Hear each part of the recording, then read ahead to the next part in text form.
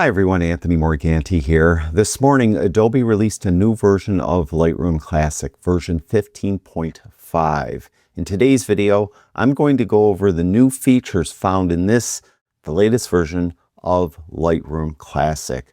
Now, there are only 3 new things that I'll be going over in this video, so this video won't be very long.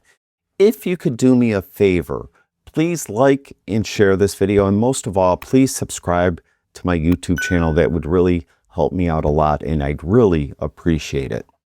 Okay, the first new feature I want to talk about was actually added to Adobe Camera Raw, I want to say 2 months ago, and it has now found its way into Lightroom Classic, and it has to do with masking. So on this image, I'm going to open up masking, and I'm going to add a landscape mask. And specifically, what I want to do is something with all the foliage. So vegetation, you can see when I hover over that, I have a red overlay over most of the vegetation there. Now, I'm going to create this mask, and what you'll find is that there are 2 new sliders, feather and edge. And as I mentioned, this found its way into Adobe Camera Raw maybe 2 months ago. And to give you a better idea what these 2 sliders will do, I'm going to change the overlay from red to white on black. And if I go to feather, and what you'll find is just where the edge of the mask is. Now, where the white is where the mask is. So it's just going to feather that edge. And sometimes when you're apply a mask and you're doing an edit, you may get some haloing. And what you may find is that feathering a little bit will help. Now, the edge slider, if I move it to the right, I'm pushing the mask out. So I have the edge of the trees mask, and if I move the edge slider to the right, I'm pushing it out. So all around these leaves of this tree, you can see that it's being pushed out. If I pull the slider to the left, I'm constricting the mask. I'm pulling it away from the edge. So with these 2 sliders, hopefully you could get a better mask, particularly around areas that are around the edge of the mask. So I'll go back to the color overlay. And just for the demonstration here, what I'll do is I'll take exposure way up. And with exposure up, you can see I'm getting some haloing around this tree. So what I could try to do to minimize that haloing is move maybe the feathering to the right and then move the edge around like that. And you can see I've minimized the haloing a little bit. Now, in real life, I probably wouldn't be taking exposure up, maybe a little bit, but not that much.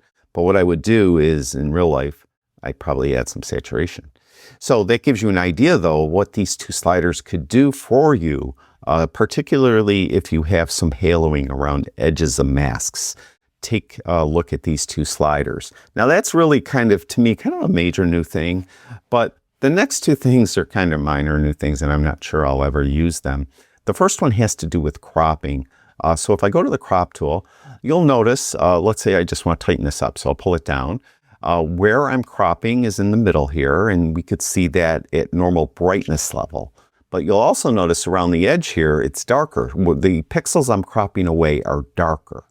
You now could control how dark or light this cropped away area is. Just right-click on it, and it's called the Crop Mask Opacity. And I actually think by default it was at 50. I changed it to 80.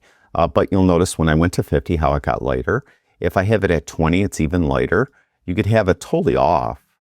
You could go up to 100% opacity, so it's totally black. So you could use whatever works best for you. To me, somewhere I think 50 or 80 would work best, because sometimes I want to crop and I want to make sure I'm right on the edge of something. And if I was at totally black, it probably would be more difficult. That would be 100% opacity. It'd be more difficult to find that edge, maybe. It's hard to say. I'd have to use it a little more. So I think around 50 or 80 would probably work in most instances. So that is the second new thing. And to me, that's minor. I'm not even sure that's anything I'd use. Now, the next new thing, I know I'd never use. It has to do with DNG files. Now, you probably already know that if you export an image, right, and you go to the image format, you have all these different file formats to choose from, and one of them is DNG. If you choose DNG here and export it, it's a DNG raw file. So it is a actual raw file with raw file information. There is, though, an option where you could export it as a DNG file, but it's really not a RAW file anymore. It's more equivalent to a JPEG or a TIFF. Now, why would you want to do that?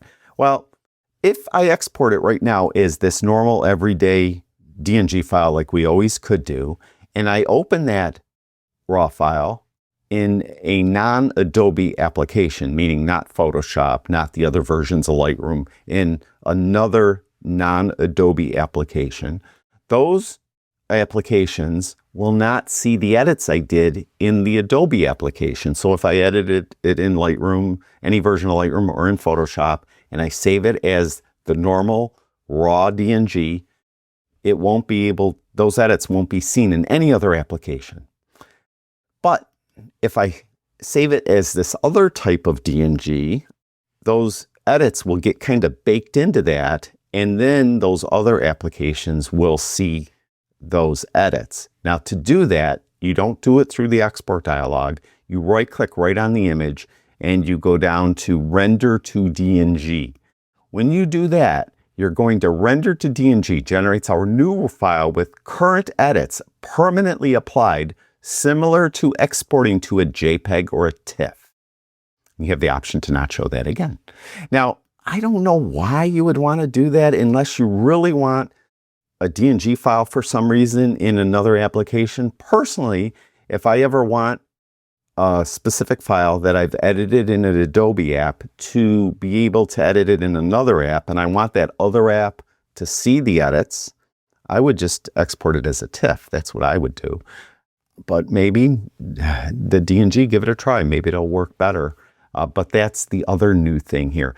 Now, in the description below this video, I'll have a link to Adobe's website, and you can see everything that's new. They did something with the catalog too. I think it's just a bug fix. And they added some new camera profiles and lens profiles, just a few, nothing major. But again, I'll have that linked in the description below this video. And again, I really appreciate everyone watching my videos. If you could do me a favor, like and share this video and subscribe to my YouTube channel, I would really appreciate it. Thanks. I'll talk to you guys soon.